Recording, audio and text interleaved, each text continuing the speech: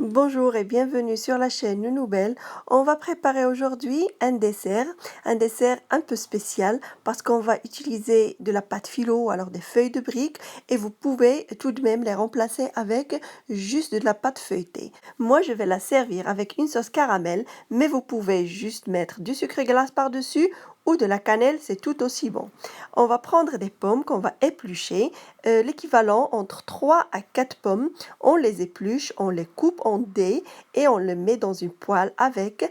Alors, vous avez le choix entre une grande cuillère de beurre ou alors 2 grandes cuillères de crème fraîche liquide ou épaisse ou alors carrément du lait si vous n'aimez pas les choses trop grasses. Je rajoute à ça quelques raisins secs, l'équivalent de 2 grandes cuillères ou un quart de verre, et puis je mets du sucre comme vous voulez par rapport à votre goût. Moi j'ai mis 3 cuillères à soupe de sucre roux, vous mettez juste du sucre normal ou alors vous mettez du miel si vous n'aimez pas le sucre. Je prends mes feuilles, donc ça c'est des restes de feuilles que j'ai, je suis toujours dans les recettes à base de feuilles de briques et de feuilles de phyllo qui restent et il ne faut pas les gaspiller, il faut utiliser ça dans des recettes. Mets ça en couche, n'oublie pas de badigeonner les feuilles avec un peu d'huile ou avec un peu de beurre et puis je mets la farce à l'intérieur et je ferme pour éviter à la garniture de s'échapper. Je badigeonne encore une fois avec un peu d'huile ou de beurre, ce que vous aimez utiliser.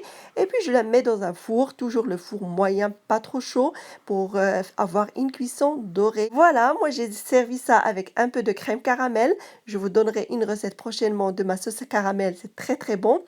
Et vous pouvez la servir avec du sucre glace ou de la cannelle ou sans rien du tout, c'est à vous de voir. Voilà, je vous la montre de l'intérieur, c'est vraiment bien croustillant, très très caramélisé et puis les pommes sont fondantes à l'intérieur avec ce goût de raisin sucré. J'espère que ma recette va vous plaire. N'oubliez pas, si vous l'essayez, de me laisser des likes et de me laisser un commentaire et à bientôt.